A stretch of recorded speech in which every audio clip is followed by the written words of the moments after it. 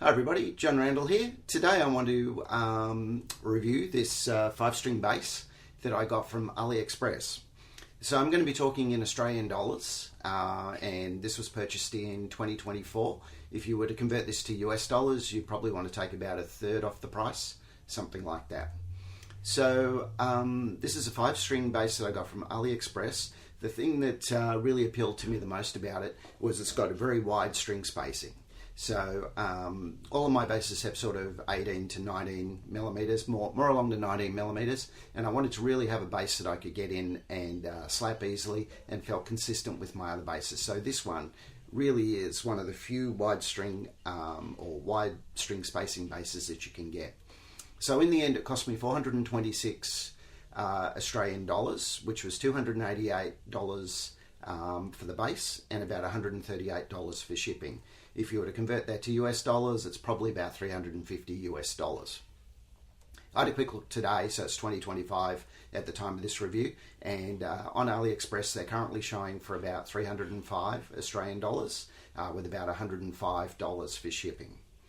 So the actual, what I'm going to talk about is a little bit about the AliExpress purchasing process. I'm going to talk about how I think this bass looks and the finish on it.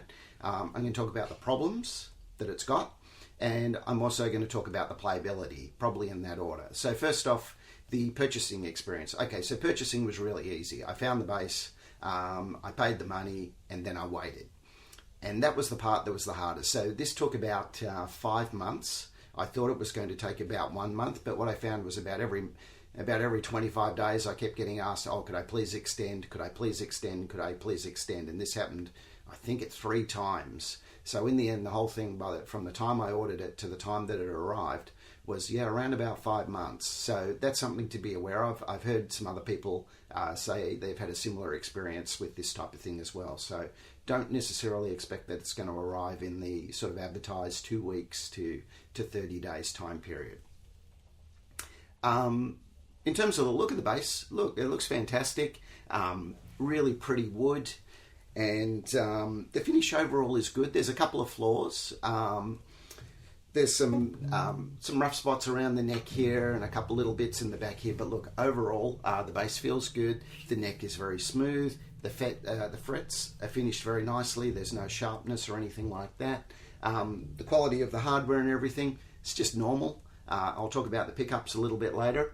And came with a fresh set of strings. And look, overall, the finish is great. It looks professional, and it's only when you get up really close to it that you start to see some flaws. And I'm someone that actually really matters to. I like my basses to look really nice, and this one I feel quite proud of in that respect. Now the problems. Now there were several problems that came with this bass. The first was the setup. So this G string here, I could barely play it. It was so high, you could drive a truck under it. So I actually did have to go and get this bass set up, and they did have to adjust the nut here and lower things. I'm pretty familiar with doing setups myself, but because of the number of issues this bass had, and the G string was just one of them, I decided to get someone else to take a look at it. So the first thing was, the setup needed some adjustment, and I don't feel that confident about adjusting the nut. I'm okay doing truss rods and things, but that was something I didn't want to play with, so I did take it, and it did have to get done.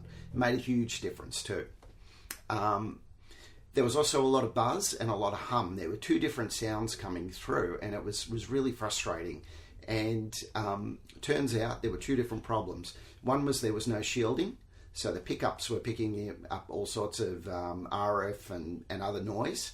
And the second part was there was a fault in the actual earth on the bridge. So the way this thing is actually earthed is there's a copper strip that runs underneath these pickups on the back, because they're all independent saddles.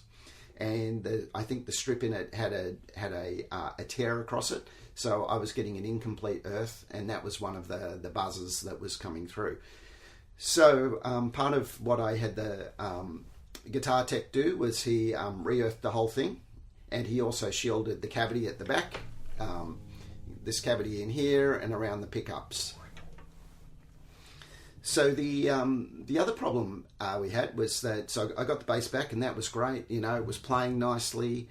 The buzz was all gone, but there was one serious problem, and I've seen somebody else talk about this, and that was the sound volume was different across the strings. In particular, this B string with the original pickups, which is what it's got in it now, is much lower than the other strings. So I think what's actually happened here is they haven't put in the wide spacing style pickups. They've just put in regular 5-string pickups, maybe for an 8mm spacing bass, 8mm string spacing. And so this B string is noticeably quieter than the other strings. I'm going to play them now, and we'll see if you can hear on this recording. If you can't, take my word for it. There's enough of a difference in this B string that it's not good enough to play professionally. So I'm just going to play them.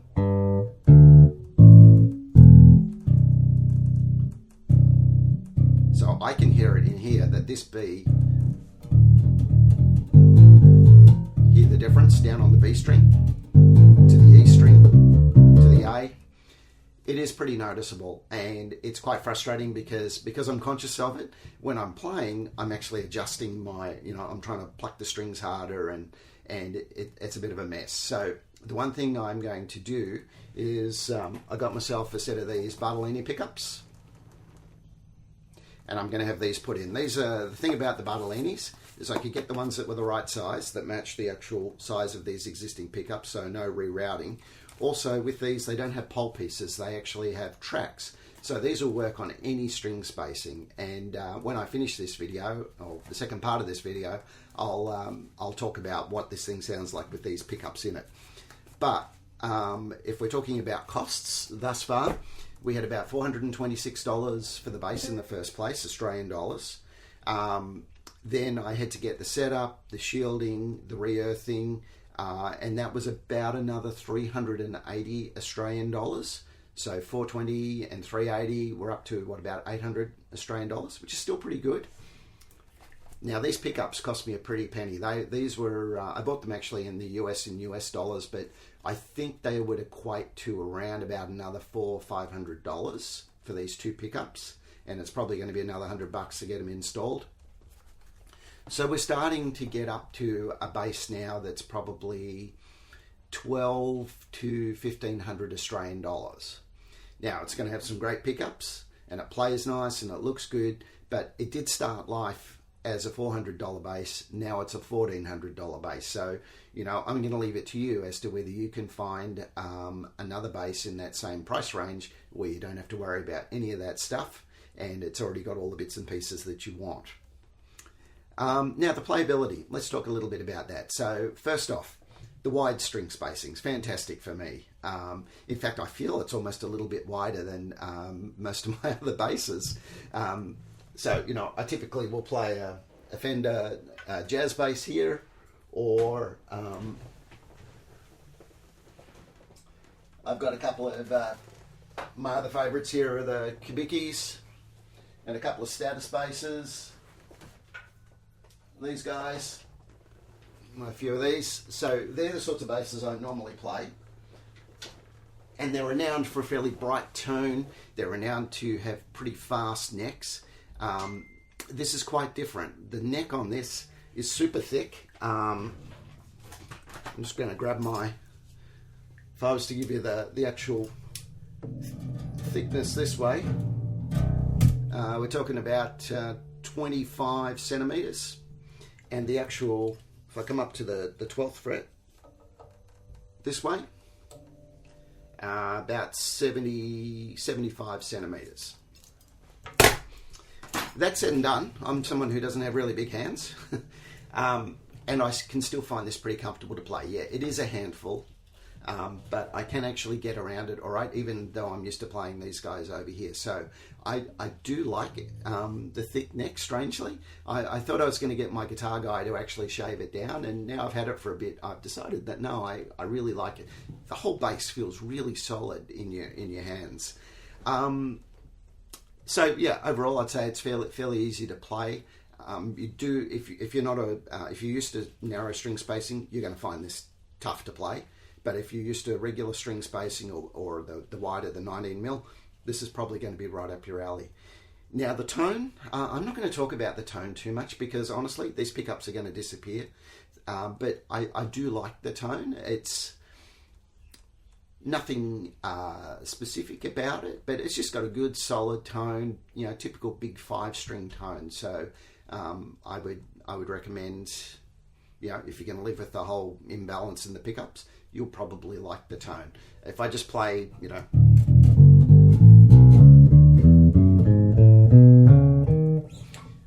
you can kind of hear it. It's a fairly regular sort of tone. If I just play a couple of riffs, you'll get a bit of a feel for maybe something down low.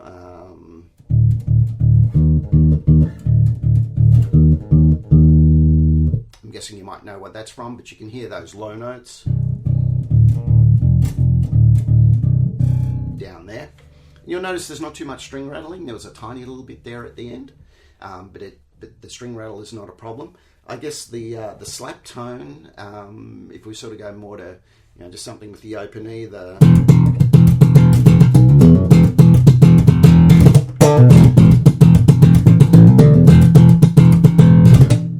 Alright, so you can slap it okay. With the tapping type stuff, yeah, I can actually get down. Now, of course, tapping and slapping to some degree is also dependent on the setup of the bass. So this one's been set up, you'd expect to be able to do it on any bass, you know, but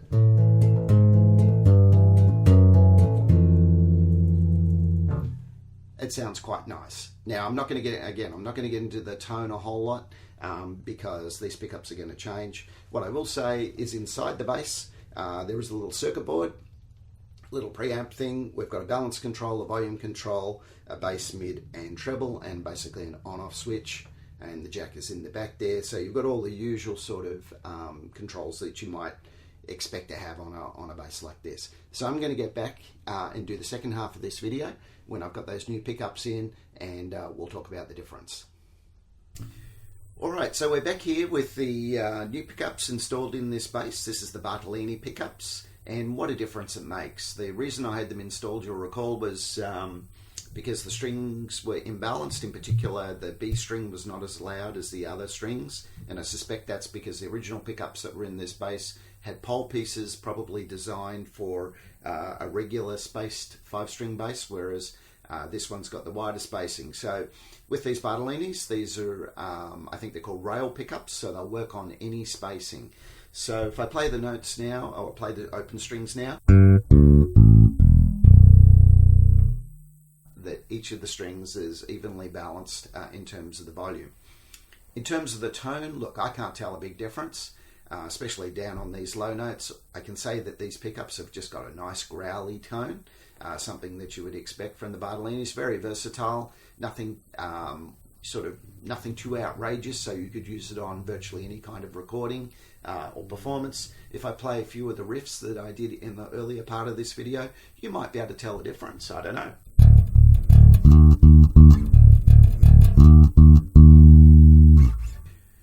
Just to show you a little bit more around the way the strings are more equally balanced now in terms of the volume.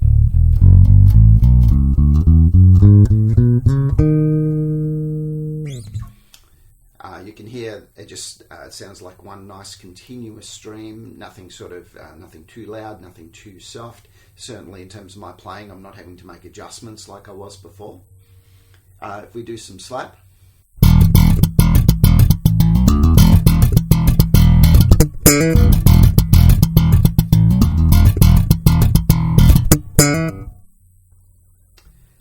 And if we can do a little bit of tapping.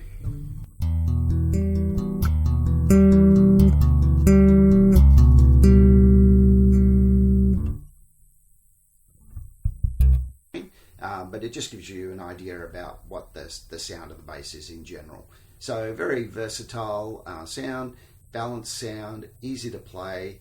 You know, and I'd recommend this. The total cost of it's probably about $1,400 Australian. By the time I included the pickups, which I think I mentioned earlier, was about sort of $300, $400, maybe even a little bit more, $100 Australian, and then the installation was another couple of $100. So if you add it all up, about $300 or $400 for the bass, probably about another $400 to have the initial setup done and the shielding done. another, say, $400 for the pickups, and then another couple of $100 to have them installed, and the whole thing's taken probably over 6 months. But in the end, I've got a really great looking bass. It sounds nice, it plays well, it looks the part, and I would have no problems using this in the studio. I have no problems using this on stage. So if you're interested, send me an email. I'm happy to answer any questions or do some more video. Come and check out my website, www.johnrandall.com. And also check out all of my other videos that are on YouTube. There's a ton up there on how to play things or different technical things or theory or whatever. And we will catch you next time.